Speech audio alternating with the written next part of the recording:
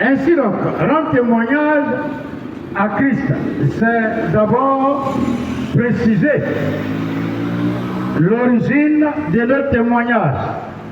Nous le savons tous, sans faire l'histoire de toutes les Écritures, que depuis la création à la suite de l'homme, le Seigneur, l'Éternel Dieu, a promis le rachat en disant que le serpent a la capacité de mordre le talon de l'homme et que par la suite viendra la postérité de la femme qui a le pouvoir de l'écraser par la tête. Et cette postérité, selon les Écritures, c'est le Seigneur Jésus. Et c'est en son nom, comme il est écrit dans les livres de Luc au chapitre 24, que doit être prêché la repentance et le pardon des péchés. C'est lui, Jésus, autant convenable, par son esprit qu'il nous a donné, nous a demandé d'aller dans les villes, dans les villages, dans les rues, dans les carrefours, au bord des chemins, pour rendre témoignage à son nom. Car, comme vous allez le constater, c'est en entendant parler de lui que nous avons le salut. Or, on ne peut pas entendre parler de quelqu'un s'il n'y a pas de prédicateur. Et comme nous avons été envoyés, mandatés par notre Église, à savoir MCE Camp Israël, c'est la raison pour laquelle nous sommes là ce soir pour vous parler de ce témoignage. Et ce témoignage, c'est que c'est au nom de Jésus seul, comme il est écrit, selon les Écritures, sur lesquelles nous nous basons, que nous avons le rachat. Nous profitons du rachat. Nous avons gratuitement le rachat de nos péchés. C'est par ce nom que nous sommes sauvés. C'est par ce nom que nous avons l'expiation de tous nos péchés. C'est par ce nom que nous sommes purifiés de toute iniquité. Et c'est ce nom que nous sommes venus vous annoncer. Écoutez, il est écrit dans le livre de Actes au chapitre 4 et le verset 12 que ni dans les cieux, ni sur la terre, ni en bas de la terre, il n'y a pas un autre nom qui a été donné par lequel l'humanité peut être sauvée. Il y a un seul nom, le nom de Jésus-Christ. Et c'est pour cela que nous sommes là. Par moment, quand les gens nous posent la question, mais on vous a vu au bord de la route, c'était nécessaire, je leur réponds simplement, il nous a dit, il faut qu'on entende parler de lui. Mais comment les gens peuvent entendre parler de lui si nous ne sortons pas pour parler? Notre manière de témoigner, c'est de venir crier au bord de la route pour dire, les temps sont mauvais.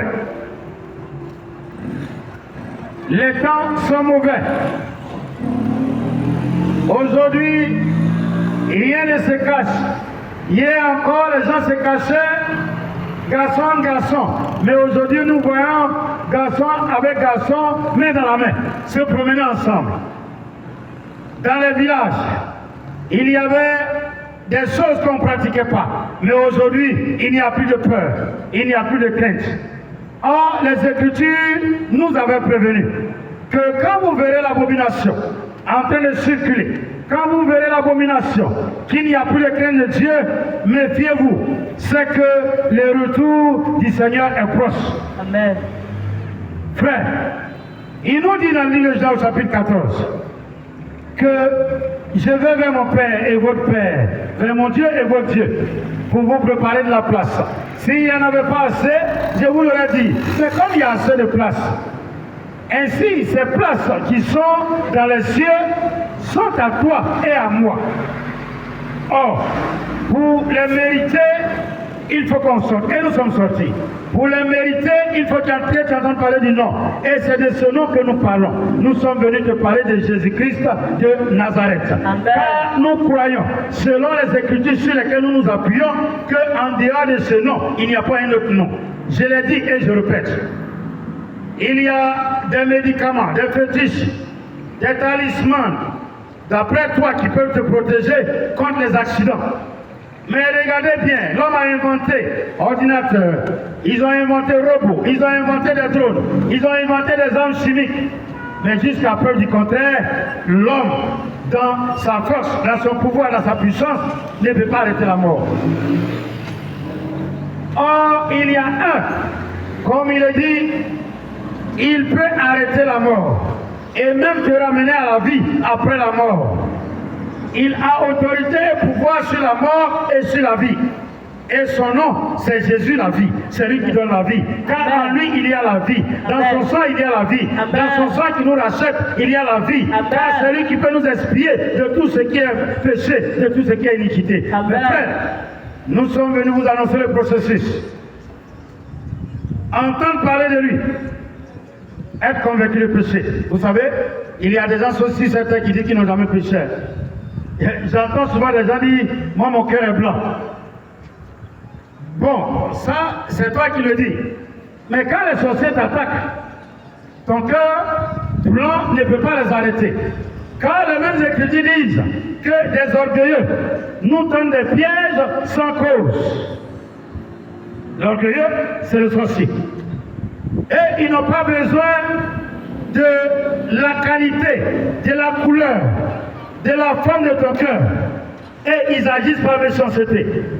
Or, s'il y a quelqu'un qui peut dominer toi ta puissance, il faut chercher une autre puissance qu'on ne peut pas dominer.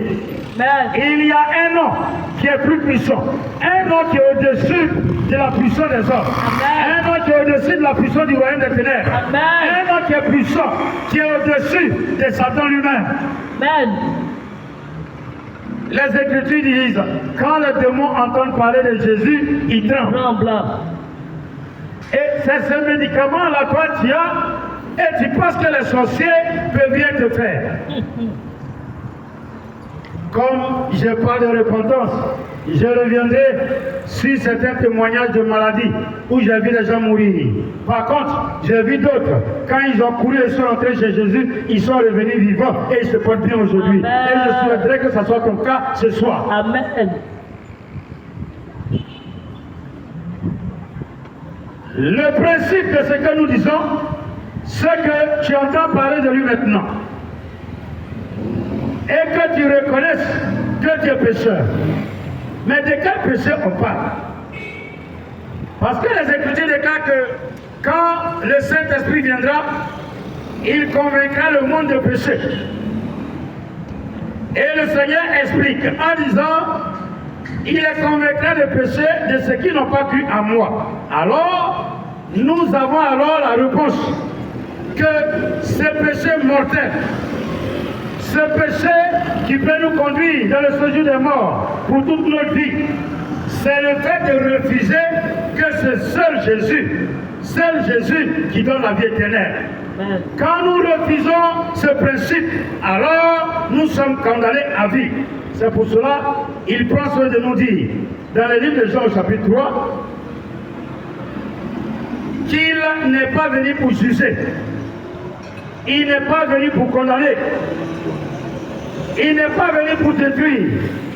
Mais il est venu afin que quiconque croit en lui ne périsse point, mais qu'il ait la vie éternelle. Amen. Et quand nous parlons, et que toi tu sais que jusque-là tu hésites, tu doutes, tu discutes, tu refuses d'entendre le nom, qu'est-ce qui t'empêche ce soir de prendre la résolution, de prendre la décision, de dire oui, mais je vais essayer. Ça peut être dur. Je peux me tromper. Je peux avoir manqué d'informations. Mais maintenant que je sais qu'en dehors de lui, il n'y a pas de paradis, je vais prendre l'engagement. Et notre souhait, c'est que cette parole t'amène à te poser des questions. Est-ce que si demain, je rends le souffle, je rends l'âme, est-ce que j'aurai du repos? Est-ce que si demain, si je rends l'âme, est-ce que j'aurai du repos? Est-ce que si demain, je ne respire plus, les gens diront paix à son âme. Mais est-ce que moi, mon âme, aura du repos véritablement?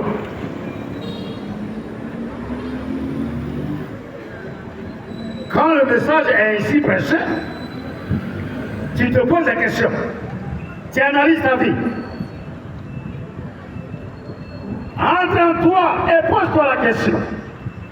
Est-ce que tu es sur le bon chemin? Pose-toi la question. Et si demain je ne vivais plus,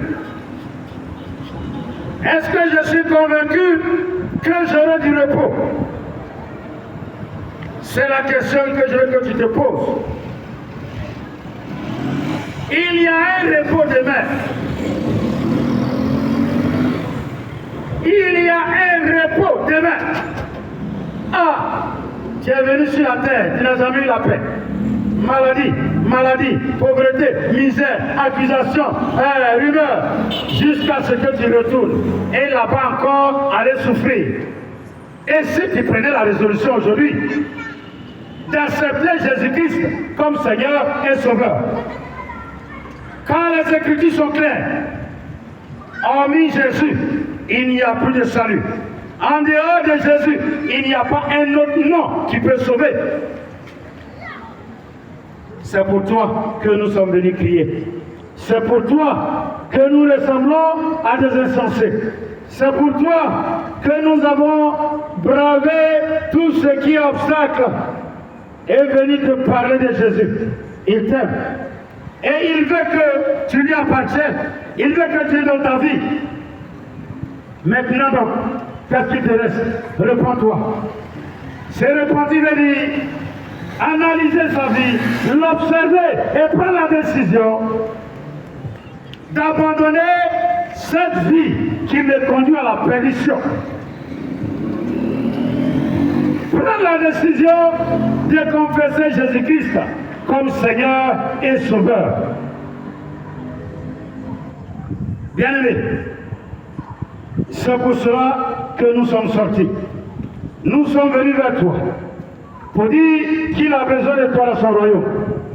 Nous sommes venus vers toi pour dire que les temps sont mauvais. Nous sommes venus vers toi pour dire Jésus t'appelle. Prends la décision, lève-toi. Et si tu veux écouter ce que les gens disent, tu ne vas jamais écouter Jésus. Le salut, il est personnel. Avoir sommeil, c'est personnel. Avoir faim, c'est personnel. Et c'est comme ça on tombe malade de façon individuelle. Toi, tu connais ton problème. Tu sais ce dont tu as besoin. Tu sais que par quelle souffrance tu passes. Tu es allé partout. Et tu es convaincu que c'est lui seul qui peut le faire. Frère ou sœur, pourquoi tu endurcis ton cœur? Pourquoi tu attends? Il y a beaucoup qui disent, c'est quand j'aurai l'argent. Beaucoup qui disent, c'est quand j'aurai une situation. Beaucoup qui disent, je ne peux pas arrêter la cigarette, je ne peux pas arrêter la boisson, je ne peux pas arrêter de mentir ou de chercher femme. Mais nous disons, en Jean 3, que Jésus est le seul docteur sorti de Dieu. En d'autres termes, c'est lui qui te guérit. C'est lui qui est capable de te délivrer de cette situation. C'est Jésus seul qui peut changer ta nature. Amen. Pour ceux qui conduisent, ils savent de quoi je parle.